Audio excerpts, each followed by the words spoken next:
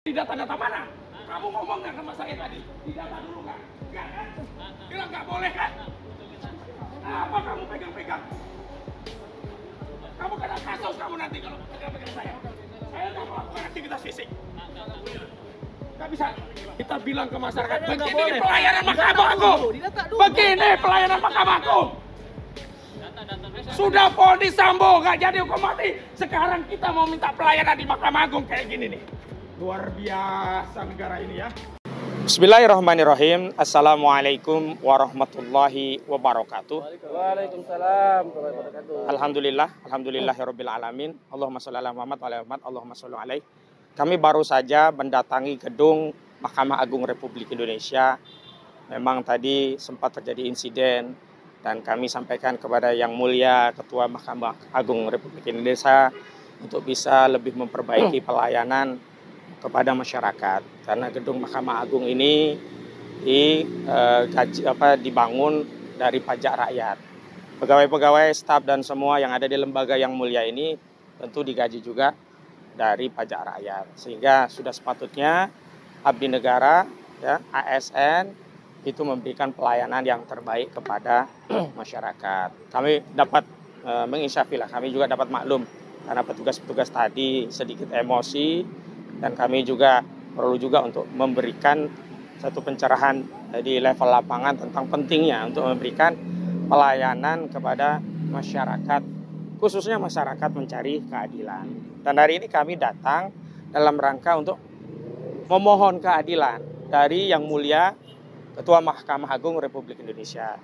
Karena kami memang sedang menangani kasus dari Gus Nur yang sebelumnya klien kami sudah mengajukan permohonan kasasi melalui perkara 271 Junto 318. Jadi 318 itu keputusan di Pengadilan Negeri Surakarta dan di keputusan di Pengadilan Tinggi Semarang 271. Nah, apa kepentingan kami? Tentu kami yang pertama kali bertanya. Kami bertanya tentang proses kasasi yang kami ajukan sampai di mana? Kok belum ada kabarnya?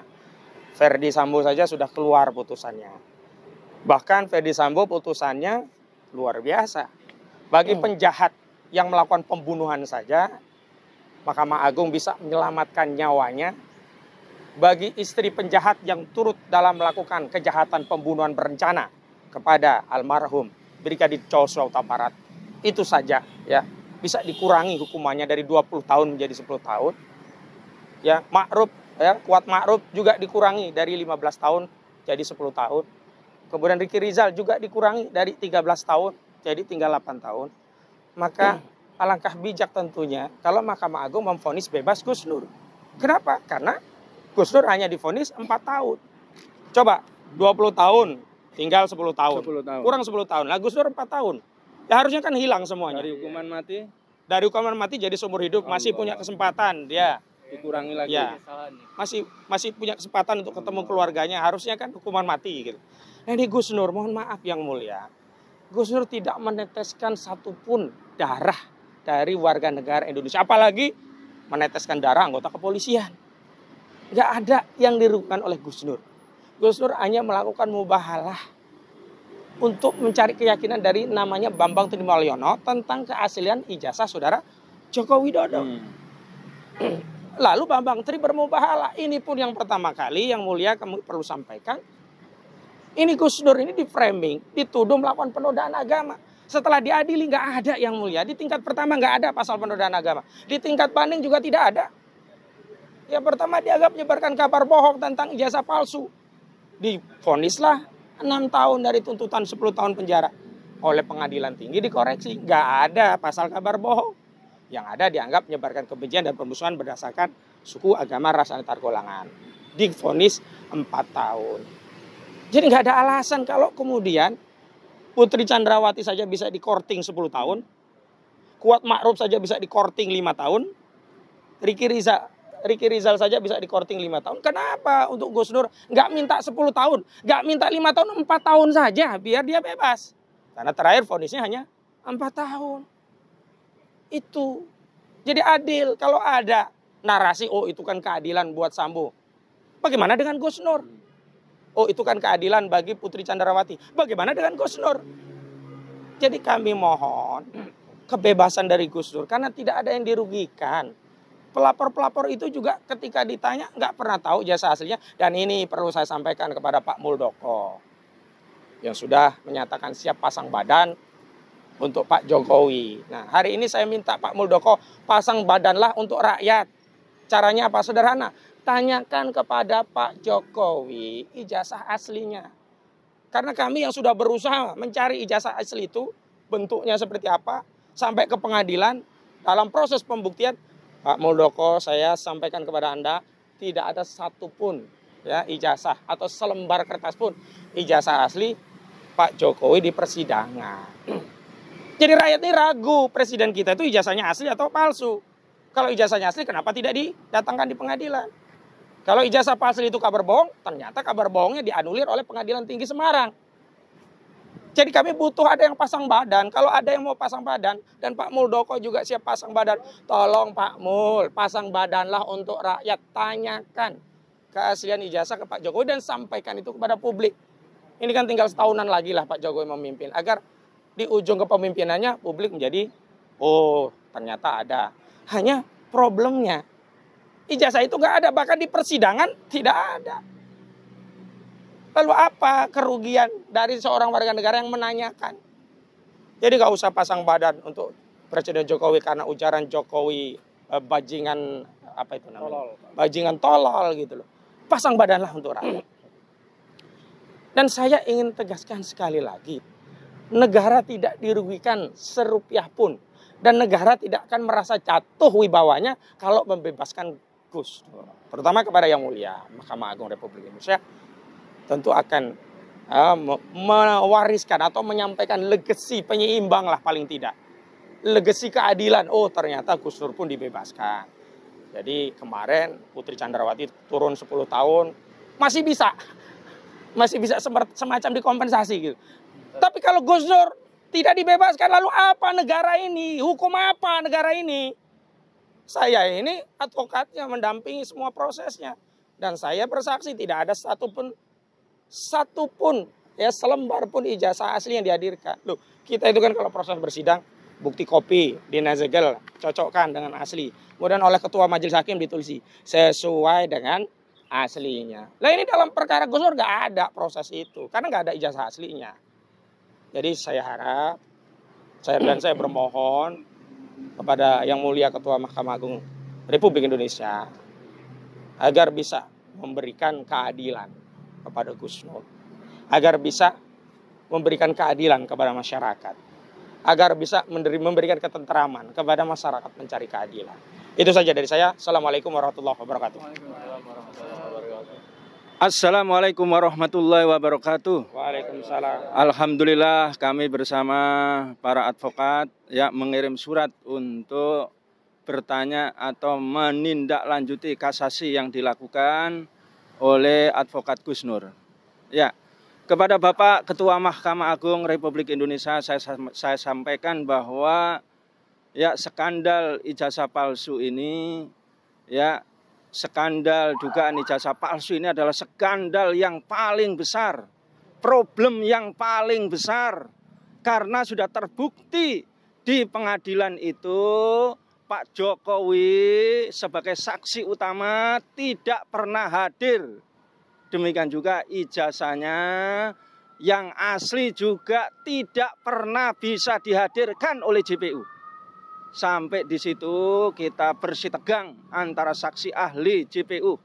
Ya, dia menekankan kaidah al-bayyinah 'alal mudda'i. Barang bukti itu wajib bagi penuduh ya dihadirkan oleh penuduh, dan di sini dalam hal ini adalah JPU.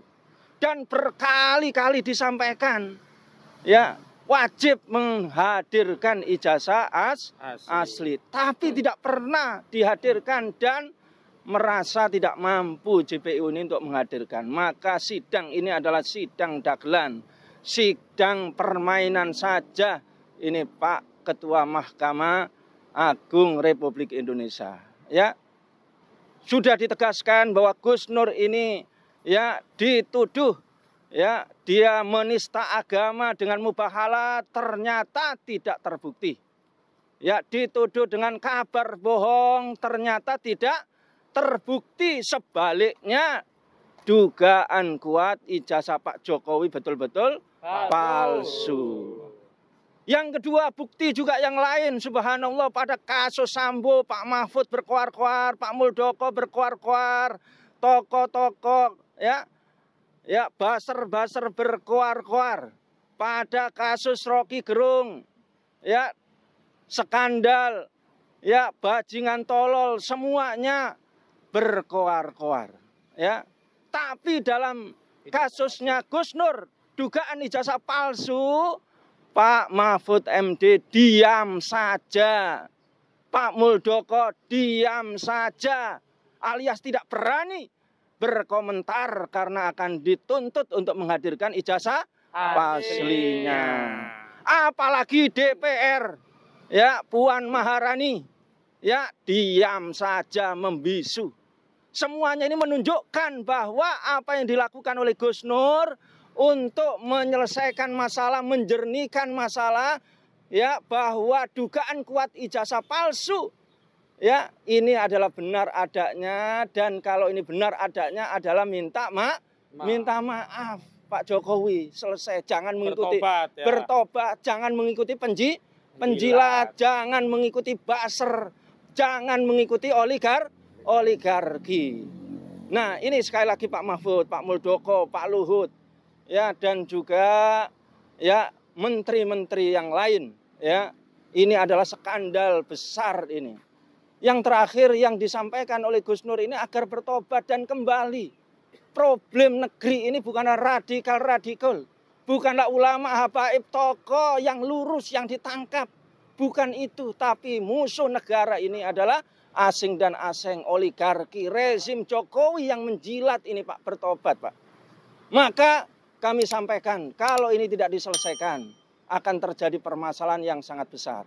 Maka harus segera diselesaikan. Gus Nur wajib bebas. Ya, sekali lagi, Gus Nur wajib bebas. Kalau tidak bebas, maka cita-cita Pak Jokowi Indonesia ini maju di akhir kepemimpinannya. Indonesia ini akan maju. Maju ini hanya sekedar impian. Maju kejatuhan Jokowi, bisa yang terjadi malah. Maju hutangnya, maju korupsinya, maju kemiskinannya, maju oligarkinya, maju kebohongannya dengan ijazah palsu. Maka semuanya ini akan menjatuhkan Pak Jokowi. Maka tidak ada cara lain, Pak. Jangan mengikuti para pengkhianat, para penjajah, dan juga para baser, ya. Bertobatlah, itu adalah jalan satu-satunya, dan wajib Gus Nur dibebaskan. Demikian yang kami sampaikan kepada Bapak Ketua Mahkamah Agung, ya. Semua rakyat Indonesia ini melihat dan mengadili, ya, perkara ini. Kalau ini, ya, tidak dibebaskan, maka akan menjadi skandal besar yang akan memporak-porandakan, ya, menjatuhkan marwah dari institusi Mahkamah Agung. Karena sudah menjatuhkan, ya, oknum-oknum yang ada di Mabes,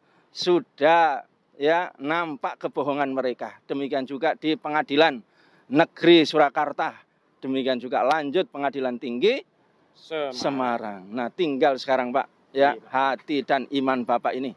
Ya, demikian yang saya sampaikan. Ya. Bismillahirrahmanirrahim. Assalamualaikum warahmatullahi wabarakatuh. Waalaikumsalam warahmatullahi wabarakatuh. Mungkin untuk yang kesekian kalinya rakyat bertanya kembali, ya. Kalau saya sebagai rakyat, mungkin orang mengatakan baru satu orang, tidak mungkin mewakili rakyat katanya gitu. Tapi atas nama individu saya pribadi, ya, saya mengatakan jika kasus ini berlanjut, ingat Pak Jokowi gitu, kejujuran di dunia ini, terutama di Indonesia ini, sangat mahal harganya. Saya ulang Pak Jokowi, ya, Anda masih beragama Islam, Anda masih punya iman, Anda masih punya moral, Anda masih punya etika, jujurlah Anda kepada kami rakyat Indonesia gitu.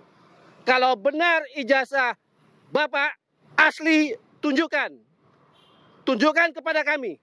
Tunjukkan kepada kami rakyat Indonesia gitu. Tapi kalau terbukti palsu, ya, dengan sukarela semestinya Bapak Presiden dengan segala hormat wajib mengundurkan diri dengan segera. Kalau tidak, ini menjadi akan presiden buruk bagi presiden-presiden berikutnya gitu. Kenapa? Yang ijazah palsu saja yang sudah dibuktikan di pengadilan bisa menjadi presiden. Apalagi yang tidak punya ijazah gitu. Yang palsu saja bisa jadi presiden, apalagi yang tidak punya gitu. Artinya apa? Negara ini ternyata tidak punya aturan, ya. Kita dididik dari SD, dari SMP, dari SMA sampai perguruan tinggi dengan etika kejujuran. Nah, saya mempertanyakan kembali gitu kepada Bapak Presiden, di mana kejujuran Anda? Kalau benar Anda punya ijazah, buktikan secara gentleman, buktikan secara kesatria gitu, ya.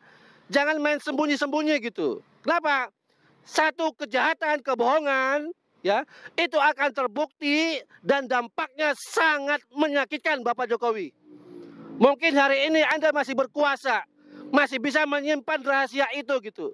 Tapi kelak, ya, Allah akan membukakan rahasia yang selama ini Bapak sembunyikan.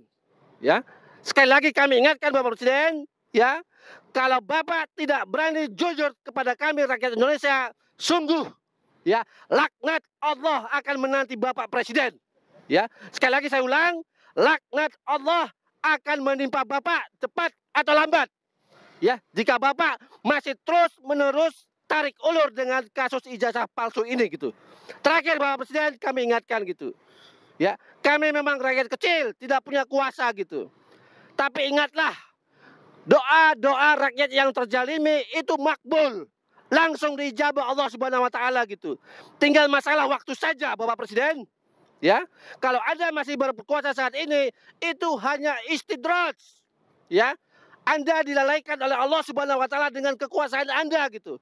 Tapi ingatlah gitu, Anda akan dihinakan sehina-hinanya. Ingat Bapak Presiden, saya ulang, Anda akan dihinakan sehina-hinanya. Demikian dari saya. Terima kasih. Assalamualaikum warahmatullahi wabarakatuh. Jadi gini, ironis sekali ya. Kasus yang sekarang saya jelaskan menimpa Sambo yang begitu dahsyat, Putri yang begitu dahsyat. MA memberi putusan mengurangi 10 tahun terhadap Putri. Ya.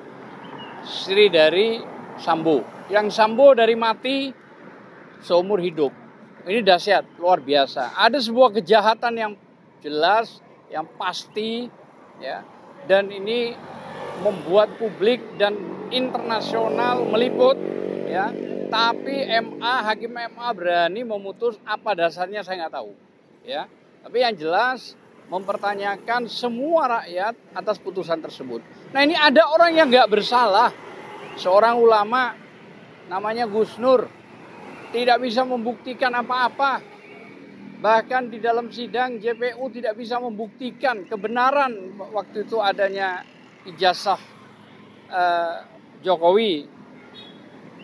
Namun Gus Nur dari tingkat PN 6 tahun, tingkat PT 4 tahun. Nah, harapan saya apa? Sederhana kok. MA untuk putusan Gus Nur, mau ngapain capek-capek? Udah deh dibebasin aja deh. Nggak ada yang penting, nggak ada yang perlu kok. Toh ecek-ecek juga kasusnya, ya kan? Kasusnya tidak berat, tapi jangan dibuat berat. Masa orang yang sudah menjadi ulama terus-terusan harus, ya, digencet, ya, dipaksa dengan putusan yang ngaco-ngaco gitu loh ya. Jadi harapan saya bahwa kasus Gus Nur ini sudah harusnya putusannya onslah, dibebaskan gitu loh. Karena memang apa sih pembuktiannya? Nggak ngerti saya.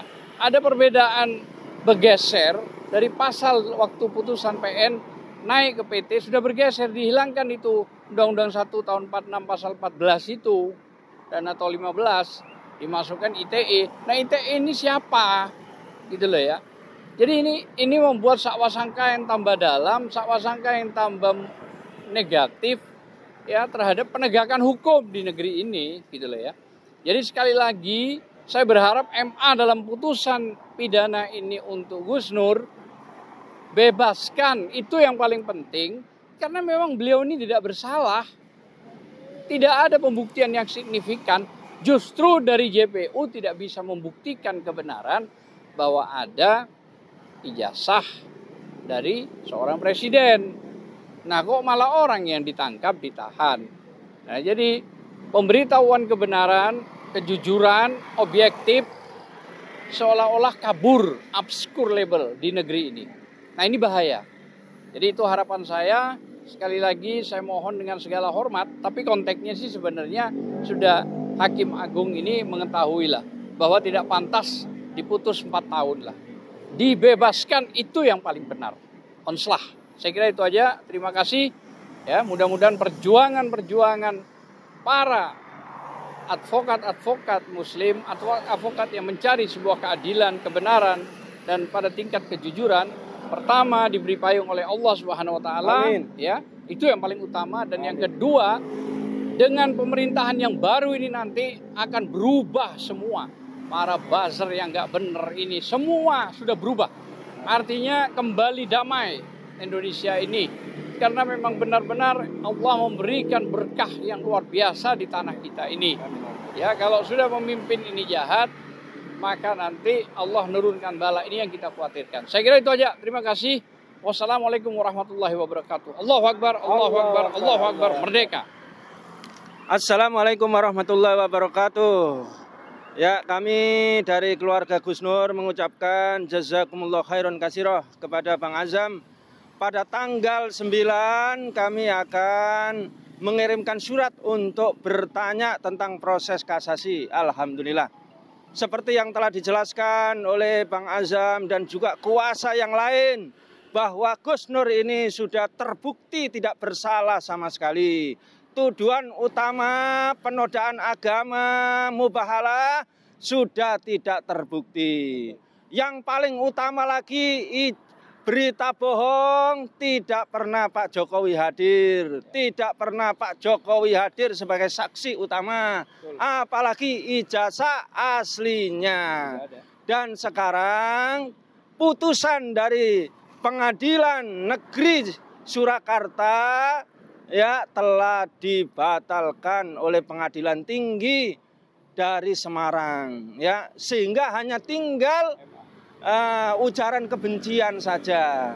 Dan ujaran kebencian pasti juga tidak terbukti karena yang harus melapor Pak Jokowi. Oleh karena itu kami mengingatkan, ya, sudah banyak skandal di negeri ini. Ya, ada skandal people power, ada skandal ya ujaran, ya bajingan tolol, ada ujaran, ada skandal 349 triliun, ada skandal Kemenkeu, ada skandal Mafia 03. Maka kalau Gus Nur ini tidak dibebaskan, maka ini akan menjadi skandal yang baru, yakni skandal ke-1000 kebohongan ini Bang Azam, ya. Nah, maka Pak Jokowi yang ingin di akhir ini menjadikan Indonesia ini maju, ya, bermimpi maju, bercita-cita maju, maka saya tidak ingin cita-cita itu hanya sekedar mimpi atau ilusi. Yang maju adalah korupsinya, yang maju adalah kezalimannya, yang maju adalah kebohongannya. Nah, ini yang dipesankan oleh kuasa hukum dan juga para aktivis, para ulama, para tokoh. Segera bebaskan Gus Nur. Dari kami cukup demikian. Sekali lagi terima kasih Bang. Jazakumullah khairan katsira menemani kami untuk terus-menerus bertanya. Bahkan akan kita tanya setiap minggu sekali ke Mahkamah Agung ini. Ya, terima kasih. Assalamualaikum warahmatullahi wabarakatuh. Baik, terakhir tentu kita akan menunggu respon dari Mahkamah Agung Republik Indonesia. Kita akan uji apakah Mahkamah Agung Republik Indonesia bisa menjadi garda terakhir penjaga keadilan bagi masyarakat. Apakah Mahkamah Agung Republik Indonesia bisa melayani para masyarakat yang mencari keadilan di Mahkamah Agung Republik Indonesia, atau sebaliknya Mahkamah Agung Indonesia menjadi alat legitimasi bagi kekuasaan yang zalim, menjadi alat legitimasi bagi ijazah palsu, menjadi alat penzaliman dengan memberikan ketidakadilan kepada rakyat. Kita tunggu saja dan kita bersaksi kepada Allah Subhanahu wa taala bahwa kita telah menyampaikan amanah dakwah. Kita telah melakukan amar ma'ruf dan nahi mungkar. Kita telah menyampaikan bukan hanya satu ayat, banyak pengetahuan yang kita ketahui dalam kasus ini kepada masyarakat, kepada penguasa. Dan cukuplah kepada Allah kita memohon pertolongan. Hasbunallah wa ni'mal wakil, ni'mal maula wa ni'man nasir, la haula wa la quwata illa billahil aliyyil azim. Bila fisabil haq fastabil khairat, wallahu muwaffiq ila aqwamit thoriq. Wassalamualaikum warahmatullahi wabarakatuh. Waalaikumsalam warahmatullahi wabarakatuh. Takbir! Takbir! Takbir! Allahu Akbar! Takbir! Allahu Akbar!